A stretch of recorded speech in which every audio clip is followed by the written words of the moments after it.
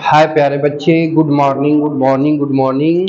कैसे हो आप लोग? सही हो? चलो, तो प्यारे बच्चे, पिछली वीडियो में हम लोगों ने प्रेजेंट इंडेफिनिट टेंस के पॉजिटिव और नेगेटिव सेंटेंस को पैसिव वॉइस में बदलकर कैसे ट्रांसफॉर्मेशन किया जाता है, इस टॉपिक को हम लोगों ने देखा था। ठीक है, अब इस वीडियो में हम लोग देखने जा रहे हैं प्रेजेंट कंटिन्यूअस के पॉजिटिव और नेगेटिव सेंटेंस को बदलकर कैसे जो है पैसिव वॉइस में ट्रांसफॉर्मेशन किया जाता है। ठीक है, तो देखिए, चूंकि इसमें दो चीजें होती है। एक तो आप व्यवहारिक क्लास 9th 10th में पढ़े होंगे, आपको बताया गया होगा स्ट्रक्चर के माध्यम से। तो देखिए, वो स्ट्रक्चर वाला फार्मूला भी सही है, लेकिन कुछ तथ्यों का जब आप अनुमान लगाएंगे तो गलत हो जाएगा। लेकिन यहाँ पे आपको रटाना नहीं, बल्कि हमारा उद्देश्य सिखाना है। ठीक है, इसलिए इस चीज को ध्यान दीजिएगा। और यदि आप हमारे यूट्यूब चैनल पे नए होंगे तो चैनल को सब्सक्राइब करके रख लीजिएगा, ताकि ऐसे इंफॉर्मेटिव वीडियो आपको मिलती रहे।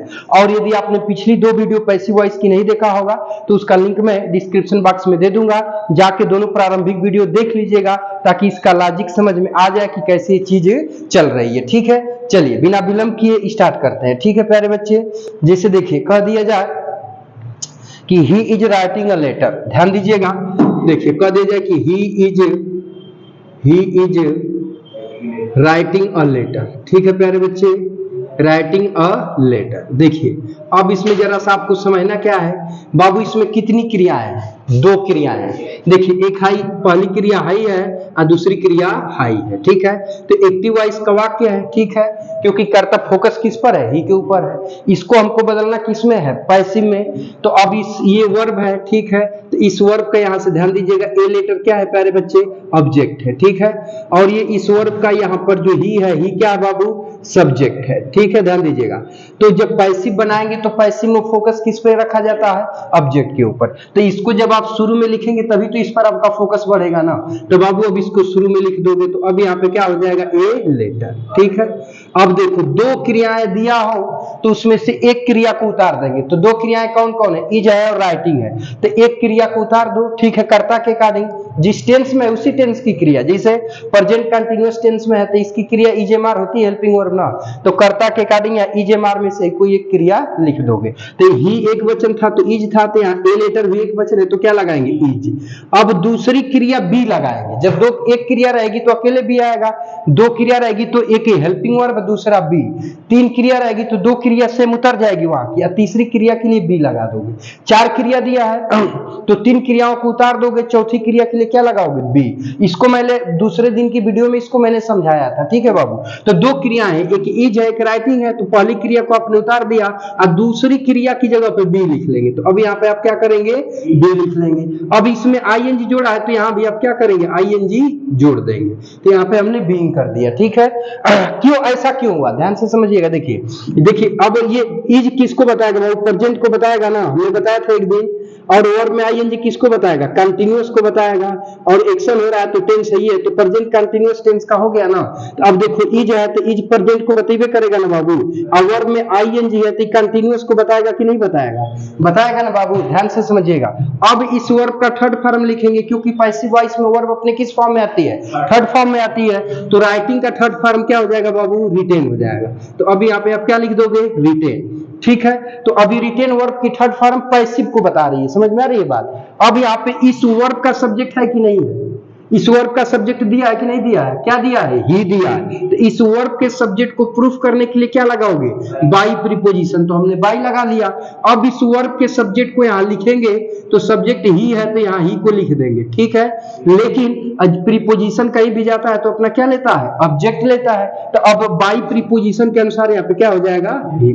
ठीक समझ आई बात? तो अब देखिए, इतना आपका बताएगा प्रेजेंट कंटीन्यूअस को, प्रेजेंट कंटीन्यूअस टेंस को। और इतना जो पार्ट है ये बताएगा पैसिव वॉइस को। किसको बताता है बाबू? पैसिव वॉइस को बताता है। बात समझ में आ रही है? समझ रहे हैं ना? कोई आपसे पूछ सकता है ए लेटर इज बीइंग। ठीक है, बात समझ में आ रही? तो इतना प्रेजेंट कंटीन्यूअस टेंस को बताता है और इतना बचा हुआ भाग पैसिव वॉइस को दर्शाता है। समझ आ रही है बातचीत? चलिए अगले एग्जांपल से समझिए, तो फिर बातचीत को आगे बढ़ा रहे हैं, ज्यादा घबराना नहीं है। देखिए ध्यान दीजिएगा, जैसे अगला एग्जांपल हमने कहा कि he is singing a song. He is singing a song. ठीक है भाई, अब आवाज नहीं, देखो बाबू हाई आपका क्या है बाबू, ये पहले इसको देखो, ये आपकी क्या है वर्ब है, तो इस वर्ब का ही क्या हुआ बाबू, सब्जेक्ट हुआ ना। और ये इज क्या है बाबू, तो ये हेल्पिंग वर्ब है, ठीक है। और ये क्या है बाबू, मेन वर्ब है। इस वर्ब का ए संग क्या है बाबू, क्या है बताओ, तो ये इसका ऑब्जेक्ट है, ठीक है बाबू। तो एक्टिव वॉइस का वाक्य इसको हमको किसमें बदलना है बाबू, पैसिव वॉइस में बदलना है। तो जब पैसिव में बदलना है तो आपका फोकस किसके ऊपर रहेगा, फोकस किसके ऊपर रहेगा, ऑब्जेक्ट के ऊपर। तो ऑब्जेक्ट प्यारे बच्चे ए संग है ना, बोलो है ना, तो ए संग को यहाँ पर लिख दोगे, ठीक है। बात समझ में आ रही है। तो इसमें कितनी क्रियाएं हैं, दो, एक ये क्रिया है, एक ये क्रिया है। तो पहली क्रिया को उतार दोगे तो क्या होगा, इज, और दूसरी क्रिया की जगह पे क्या लिखते हैं, बी। तो अब यहाँ पे बी लगा लोगे, ठीक है। अब इस क्रिया में आईएनजी है तो तुम बीच में आईएनजी जोड़ के क्या कर दो, बीइंग। तो इज प्रेजेंट को दिखाएगा, बीइंग जो है कंटीन्यूअस को दिखाएगा, तभी प्रेजेंट कंटीन्यूअस टेंस हो गया, ठीक है। तो ये प्रेजेंट कंटीन्यूअस टेंस खाली हुआ। अभी एक्टिव है कि पैसिव है अभी पता नहीं चलेगा, लेकिन मैं अब जब पैसिव वॉइस बनाते हैं तो मेन वर्ब की कौन फॉर्म लिखते हैं, थर्ड फॉर्म। तो सिंगिंग है तो इसका थर्ड फॉर्म क्या होता है, सिंग का, संग होता है। क्या होता है बाबू, संग होता है, ठीक है। तो अब यहाँ लिख दोगे संग, ठीक है। अब इस वर्ब का अभी भी सब्जेक्ट है ना यहाँ, तो उसको प्रूफ करने के लिए कंजंक्शन क्या लगा, अरे प्रीपोजिशन क्या लगाओगे, बाई, और बाबू ही की ऑब्जेक्टिव केस यहाँ पे क्या हो जाएगी, हिम। बस यहाँ लगा लोगे फुल स्टॉप। कोई दिक्कत नहीं ना है। चलो एक और एग्जांपल से समझ लो।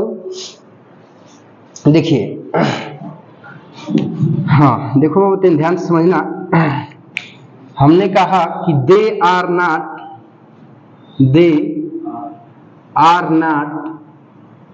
Picking the flowers, they are not picking the flowers, ठीक। कोई दिक्कत नहीं ना बाबू। आए अब देखो टेंशन ध्यान देना बाबू। अब देखो बाबू हाई आपका क्या है बाबू, वर्ब है ना, ठीक है। इस वर्ब का अब यहाँ पे दे क्या हुआ बाबू, सब्जेक्ट हुआ कि नहीं हुआ, ठीक है। और इस वर्ब का द फ्लावर्स क्या हुआ बाबू, ऑब्जेक्ट हुआ ना। तो आपको बनाना क्या है बाबू, पैसिव वॉइस। और जब पैसिव वॉइस बनाना है प्यारे बच्चे तो आपका फोकस किसके ऊपर रहेगा, ऑब्जेक्ट के ऊपर, ठीक है। तो देखिए ऑब्जेक्ट द फ्लावर्स है तो द फ्लावर्स को यहाँ पे लिख लेंगे, ठीक है प्यारे बच्चे। तो द फ्लावर्स हो गया, ठीक। अब दो क्रिया है ना, एक आर है दूसरा आईएनजी है ना बाबू, है कि नहीं है। तो अब इसमें से क्या करोगे कि आर को तो यहाँ पे उतार दोगे, तो आर यहाँ पे उतर गया अकॉर्डिंग टू सब्जेक्ट, ठीक है। अब दूसरी क्रिया के लिए क्या लगाओगे, बी, तो यहाँ पे बी हो गया। इसमें आईएनजी है तो यहाँ आप भी क्या करेंगे, आईएनजी जोड़ देंगे, तो बीइंग हो गया ना। तो एक्टिव वॉइस हो गया।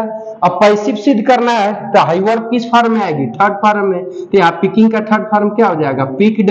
इस वर्ब का भी सब्जेक्ट दिया है तो उसको प्रूफ करने के लिए कंजंक्शन, अरे प्रीपोजिशन क्या आएगी, बाय। तो अब हमने यहाँ पे क्या लगा दिया बाबू, बाय, ठीक है। अब प्रीपोजिशन कहीं भी जाएगी तो अपना ऑब्जेक्ट लेगी, तो सब्जेक्ट क्या है, दे। तो दे की ऑब्जेक्टिव केस क्या होती है बाबू, दे। तो बस यहाँ पर देम लिखकर फुल स्टॉप लगा लेंगे। समझ आई बातचीत।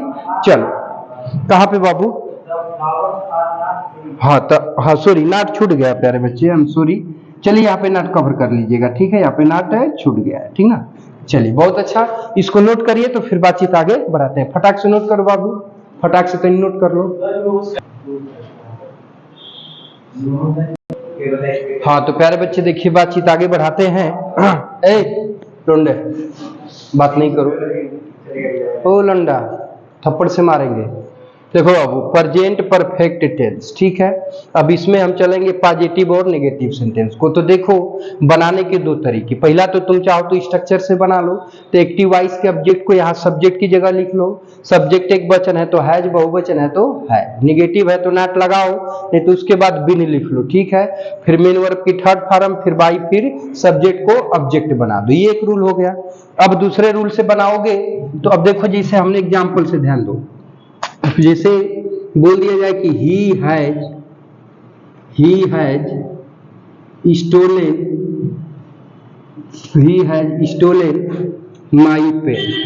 stolen my pen, ठीक है बाबू ध्यान से समझिएगा। देखो हे भाई इधर देखिए तो तनिक क्या नाम है तुम्हारा जी, आशीष। देखो बाबू हाई मेन वर्ब है, ठीक है बाबू ध्यान समझो, ये मेन वर्ब है। ये आपका क्या है बाबू, हेल्पिंग वर्ब है, लेकिन दोनों वर्ब है। इस वर्ब का ये ही क्या हुआ प्यारे बच्चे, तो सब्जेक्ट हुआ। इस वर्ब का माई पेन क्या हुआ प्यारे बच्चे, तो ऑब्जेक्ट हुआ, ठीक है। तो अब इसमें ही के ऊपर फोकस है तो एक्टिव वॉइस का वाक्य हुआ। तुमको बनाना क्या है बाबू, पैसिव वॉइस। तो पैसिव वॉइस जब बनाना है तो फोकस किसके ऊपर रखोगे, ऑब्जेक्ट के ऊपर। ठीक है। तो ऑब्जेक्ट माई पेन है तो माई पेन को यहां लिख दोगे, ठीक है। अब देखो, अब माई है बाबू तो माई पोसेसिव केस है, तो एक्टिव से पैसिव बनाते समय पोसेसिव केस के ऊपर कोई प्रभाव नहीं पड़ता है, ठीक है। अब देखो इसमें कितनी क्रियाएं हैं, दो, एक हैज है एक स्टोलन है, तो एक क्रिया को तो उतार दोगे, दो क्रिया रहेगी, तो हैज को यहाँ पे हमने उतार लिया, ठीक है। अब दूसरी क्रिया क्या है, स्टोलन है, तो इसकी जगह पे क्या लिखोगे, बी लिखोगे ना। अब वर्ब की कौन फॉर्म है, थर्ड फॉर्म, तो इसको भी थर्ड फॉर्म में क्या कर दोगे, बी करोगे कि नहीं करोगे। आखिरकार दो क्रियाएं हैं तो एक को उतार देते हैं और दूसरी के लिए बी लिखते हैं। अभी जिस फॉर्म में रहेगी वही फॉर्म उतार देंगे। इससे पहले हम लोगों ने आईएनजी था तो बी को लिखे थे और उसमें आईएनजी जोड़ दिए थे। इसमें आई वो स्टोलन थर्ड फॉर्म है तो इसमें हमने क्या किया, थर्ड फॉर्म लिख दिया, ठीक। तो अब देखो इधर से समझो, तो हाई हैज प्रेजेंट को दर्शाएगा ना बाबू, तो भाई प्रेजेंट हो गया, ठीक है। आई बीन किसको दर्शाता है, परफेक्ट को, बताया था ना, तभी परफेक्ट हो गया, यानी इतना प्रेजेंट परफेक्ट टेंस को बता दिया, ठीक है। अब पैसिव में वर्ब की कौन फॉर्म आती है, थर्ड फॉर्म, तो स्टोलन थर्ड फॉर्म में ऑलरेडी दिया है, इसी को उतार दोगे। तो अब यहाँ पे क्या हो गया, स्टोलन। अब इस वर्ब के सब्जेक्ट को प्रूफ करना है तो कंजंक्शन क्या आएगी, और सॉरी प्रीपोजिशन क्या आएगा, बाई। अब इसका सब्जेक्ट कौन है, स्टोलन का ही है, तो ही को यहाँ लिख दो, लेकिन प्रीपोजिशन कहीं भी जाएगी तो अपना क्या लेगी, ऑब्जेक्ट, तो ही की ऑब्जेक्टिव केस क्या हो जाएगी। समझ आई बातचीत, कोई दिक्कत, चलो। हाँ बाबू, ही का ऑब्जेक्टिव केस हिम हो जाएगा, क्योंकि प्रीपोजिशन कहीं भी जाएगी तो अपना क्या लेगी, ऑब्जेक्ट लेगी। या वैसे नहीं समझे हो तो आई ऑब्जेक्ट है ना, तो इसको इसकी जगह पे सब्जेक्ट बना दो, तो माई पेन सब्जेक्ट हो गया। इस सब्जेक्ट एक वचन है तो क्या लगा दोगे, हैज। तो अब यहाँ हमने हैज लगा दिया, निगेटिव नहीं है तो छोड़ दो। इसके बाद यहाँ बिन है तो तुम भी बिन लगा दो। फिर मेन वर्ब की थर्ड फॉर्म, तो आई थर्ड फॉर्म में ऑलरेडी है, इसको उतार दो। यहाँ बाई लगाया तो तुम भी बाई लगा दो। यहाँ बाबू ऑब्जेक्टिव केस लिख रहा है, सब्जेक्ट को ऑब्जेक्ट बना रहा है, तो ही की ऑब्जेक्टिव केस क्या हो जाएगी, हो जाएगी। दोनों तरह से कर लो, समझ में आ रहा है ना। एक और करते हैं, ठीक है, तो फिर बातचीत आगे बढ़ेगी।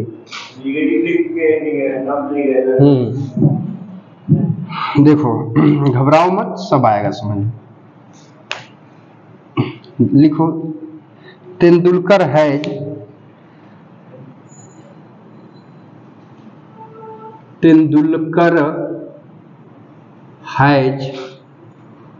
thrown the balls, तेंदुलकर ने बाल्स को मारा। देखो बाबू तुम ध्यान से समझना, ये तुम्हारा क्या है बाबू, ये तुम्हारा क्या है, मेन वर्ब है, ठीक है। इस मेन वर्ब का ये क्या है प्यारे बच्चे, सब्जेक्ट हुआ, ठीक है। इस वर्ब का ये क्या हुआ प्यारे बच्चे, तो ऑब्जेक्ट हुआ, ठीक है। तो एक्टिव वॉइस का वाक्य इसको हमें किस में बदलना है, पैसिव में। तो फोकस किसके ऊपर रखोगे, बोलो, ऑब्जेक्ट के ऊपर रखोगे ना। तो ऑब्जेक्ट तुम्हारा द बाल है तो ये नाउन है, तो जो ऑब्जेक्ट की जगह है वही सब्जेक्ट की जगह लिखा जाएगा। तो द बाल को यहाँ पे क्या करोगे बाबू, उतार दोगे, तो द बाल उतर गया, ठीक है। इसमें भी दो क्रियाएं हैं, देखो इधर, एक हैज है और दूसरा थ्रोन है, ठीक है। तो अब हाई कर्ता बना है तो कर्ता एक वचन है, तो इसके अनुसार यहाँ क्या लगा दोगे, हैज ही, तो यहाँ पे हैज हो गया, ठीक है। अब दूसरी क्रिया की जगह पे क्या लगाओगे, बी। अब बी का ये थर्ड फॉर्म है तो बी का भी थर्ड फॉर्म आएगा, तो बी का थर्ड फॉर्म हो जाएगा प्यारे बच्चे बिन। अब ऑलरेडी थर्ड फॉर्म में है तो सीधा सीधा थ्रोन को उतार दोगे, तो अब यहाँ पे हो गया थ्रोन, ठीक है। अब बाई लगाओगे तो बाई लगा दिए। अब यहाँ पे जो सब्जेक्ट तेंदुलकर है, तेंदुलकर को यहाँ उतार दो, ठीक है। बस बाल तेंदुलकर के द्वारा मारी जा चुकी है, समझ में आई बात। नोट कर लो, तो एक और मैं बताता हूं। नोट हो गया है, ऊपर लिख दें, ये वाला कर लियो एग्जाम्पल ना, अभी नहीं किए हो, जल्दी करो। चलो एक और समझ लो ना, तो उसके बाद करते रहना, ठीक है। एक और समझ लो बाबू, देखो बाबू एक और समझ लो। आई हैव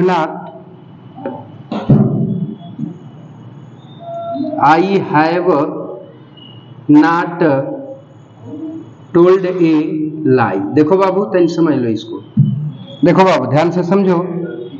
देखो हाई वर्ब है लेकिन किस फॉर्म में, थर्ड फॉर्म में। इस वर्ब का आई क्या है प्यारे बच्चे, सब्जेक्ट है, और इस वर्ब का एल आई क्या है प्यारे बच्चे, तो ये ऑब्जेक्ट है, ठीक है। तो अब पैसिव में आपको बदलना है ना, तो फोकस किसके ऊपर रखोगे, ऑब्जेक्ट के ऊपर, और जब ऑब्जेक्ट के ऊपर फोकस रखोगे तो एल आई चूंकि नाउन है तो एल आई का एल आई यहाँ पर उतर जाएगा, तो एल आई हो गया। ठीक, कोई दिक्कत नहीं ना है। अब दो वर्ब है, एक हैव है और दूसरा टोल्ड है, तो ई वर्ब जो आएगी कर्ता के अनुसार आएगी, तो एल आई सब्जेक्ट है और एक वचन है तो क्या लगा लोगे, हैज, तो यहाँ पे हैज हो गया। अब निगेटिव है तो यहाँ पे क्या लगा लोगे, नॉट लगा लोगे। ठीक, अब इस वर्ब का तीसरा रूप लिखोगे लेकिन इसके स्थान पे क्या लिखोगे, बी, तो बी यहाँ लिख लोगे, लेकिन ये वर्ब थर्ड फॉर्म है तो बी का थर्ड फॉर्म क्या होता है, बिन, बिन हो गया। अब इस वर्ब का तीसरा रूप लिखोगे तो अब यहाँ पे क्या हो जाएगा, टोल्ड। अब इस वर्ब का सब्जेक्ट प्रूफ करने के लिए बाई प्रीपोजिशन लगाओगे, आई है सब्जेक्ट है तो इस वर्ब के सब्जेक्ट आई को लिख दो, लेकिन प्रीपोजिशन बाई कहीं भी जाएगा तो अपना ऑब्जेक्ट लेगा, यानी ऑब्जेक्टिव केस में आएगा, तो आई का ऑब्जेक्टिव केस क्या होता है, मी, तो बस यहाँ मी को लगा दोगे लिखकर फुल स्टॉप। अब आपका ये बनकर क्या हो गया, तैयार हो गया। तो नोट कर लो, तो फिर बातचीत को आगे की तरफ बढ़ाते हैं। ठीक है, चलो। हाँ तो प्यारे बच्चे देखिए, इस वीडियो में बस यही तक हम रहने दे रहे हैं, शेष मिलते हैं हम लोग नेक्स्ट वीडियो में। ठीक है प्यारे बच्चे, तब तक के लिए अगर ये वीडियो अच्छा लगा हो तो चाहो तो लाइक एंड शेयर कर सकते हो, और बाकी मिलते हैं प्यारे बच्चे नेक्स्ट वीडियो में। तब तक के लिए टेक केयर, बाय बाय, जय हिंद बच्चों। और ये एपिसोड देखने के लिए आपका बहुत बहुत धन्यवाद।